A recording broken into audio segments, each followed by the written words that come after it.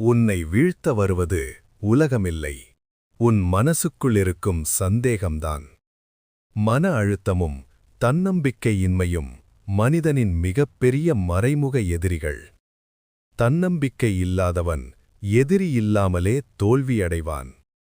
நீ உன்னை குறை சொல்ல ஆரம்பித்தவுடன் உலகம் உன்னை மதிக்காது. தவறான சிந்தனை மன அழுத்தத்தை உருவாக்கும். மன அழுத்தம் பயத்தை உருவாக்கும். பயம் செயல்களை நிறுத்தும். செயல்கள் நின்றால் வாழ்க்கை நின்றுவிடும். இதுதான் மனிதனை மெதுவாக பலவீனப்படுத்தும் அமைதியான விஷம். மன அழுத்தம் வந்தால் தூக்கம் கெடும், உடல் சோர்வு வரும், கோபம் அதிகரிக்கும், உறவுகள் பாதிக்கப்படும். மனதை வெல்லாதவன் உலகத்தை வெல்ல முடியாது. ஆனால் நினைவில் கொள், மனம் பலவீனமாக இருப்பது நிரந்தர நிலை அல்ல. ஒவ்வொரு நாளும் உன்னிடம் கேள், இன்று நான் செய்த ஒரு நல்ல விஷயம் என்ன? சிறிய வெற்றிகளும் பெரிய நம்பிக்கையை உருவாக்கும். இப்போது ஆழமாக மூச்சை இழுத்துவிடு.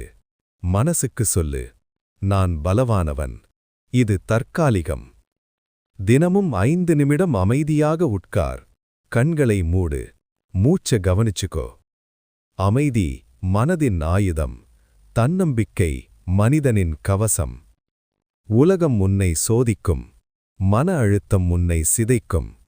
ஆனால் தன்னம்பிக்கை உள்ளவன் அதே அழுத்தத்தை சக்தியாக மாற்றுவான்.